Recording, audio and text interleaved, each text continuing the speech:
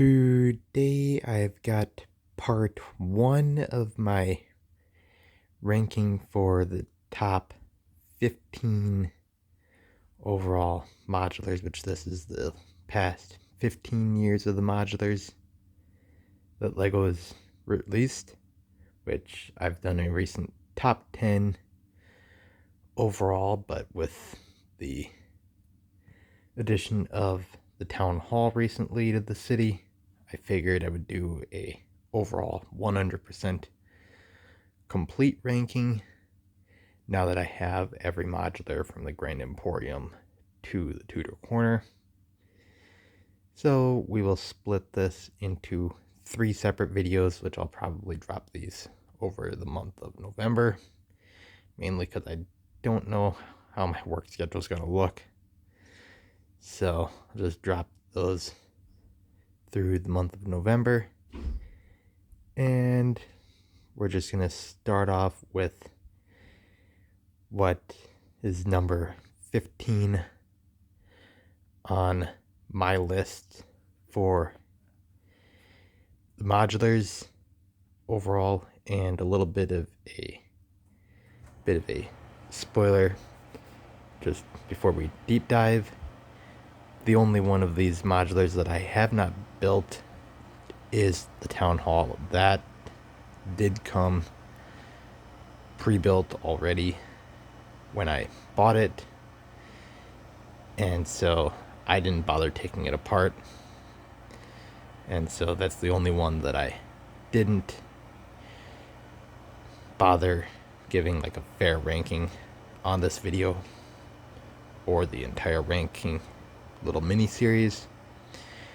But for number 15, we've got the Natural History Museum, which was the 2024 modular building, which overall I like the set, but my 2 biggest problems with this set is that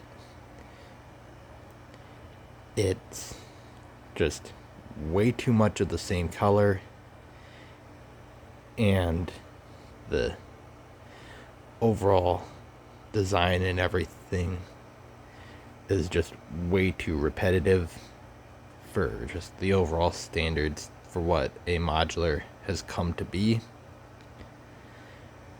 which that just really puts it down for me overall for someone that's built every modular, or at least 14 of the last 15 years of the modulars. And so you get to this and it's something like totally repetitive, and it's a 48 by 32 footprint. It is just very boring. I mean, the inside was nice, but the exterior was very, very repetitive and just bland. So that's why I actually knew when I was redesigning my city I was going to put it facing the other direction. And so it's like, yep, that's going that way. And at number 14, we've actually got the 2025 Tudor Corner modular, which is kind of got one of my other big problems that LEGO likes to do with their modular buildings, and that is cramming way too many like overall companies or just overall services into one modular building, which we've got the pub on the first floor of the one building, and then the haberdashery on the bottom of the second building, and then the full middle level is the clockmaker, and then the top of the full building is an apartment. So that is just one of the major dislikes that I have with this build. And then the full fact that you can't even, like, there's no realistic way for a minifig to actually get to the outside of this little balcony, which I like the balcony, but overall, the ability that the minifig can't get out to it is a real letdown. I mean, the window detailing for this set on the second level is okay. It's not perfect, but the part where they really basically have this set go off the rails is the roof. And man, that was an absolute pain to do. And I've said it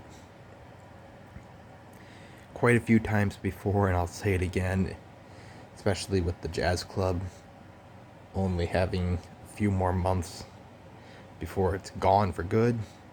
If I had to choose any of the 3 current modulars for the past 3 years to pick to get another one, I would be going the jazz club over this any day. Mainly because the roof build for this set was a pain to build. I mean, it was definitely different, but I would not build it again.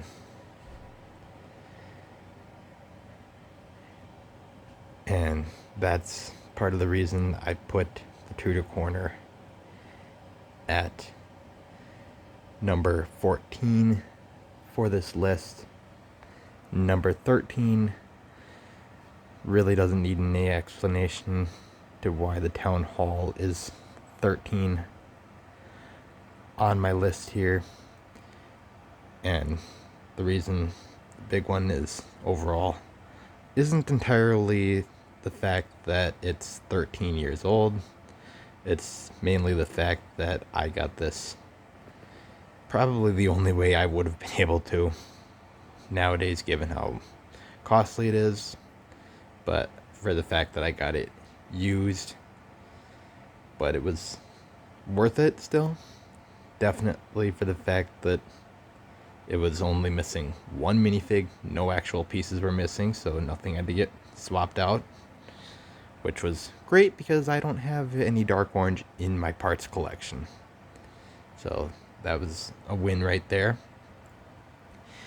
But one of my biggest gripes overall with the Town Hall, as well as the thing that came in at number 12 on this list, which is the Town Hall, is the fact that both of these buildings are in dark orange, which is probably my least favorite color for modular buildings, just because dark orange just doesn't really work with basically anything in modulars. And especially for the corner garage, that is very much a pain to fit in a city. So that's kind of why that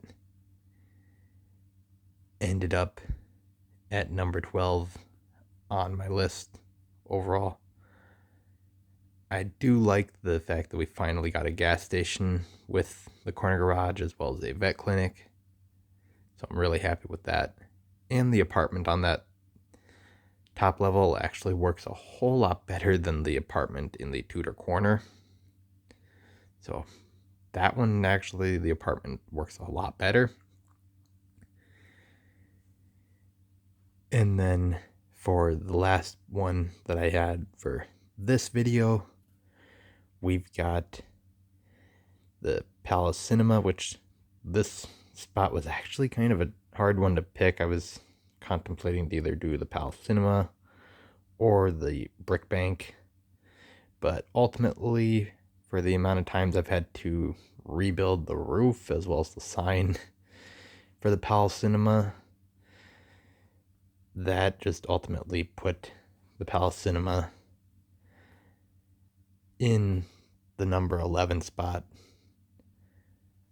on this list, which, don't get me wrong, I like the set, but ultimately, if I didn't love movies and certain TV shows as much as I did, if you guys can't already tell with some of the other things that are in the city, I probably wouldn't have had this be my first retired modular that I would have went for a little over 5 years ago.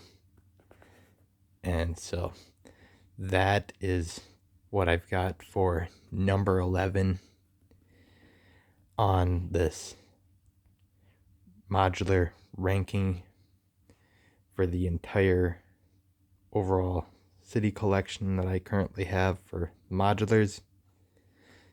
So we will do the part 2 as well as part 3 very soon. So you guys can tell me your thoughts on this part 1 in the comment section below, and just like and subscribe for more because I will do more in the future.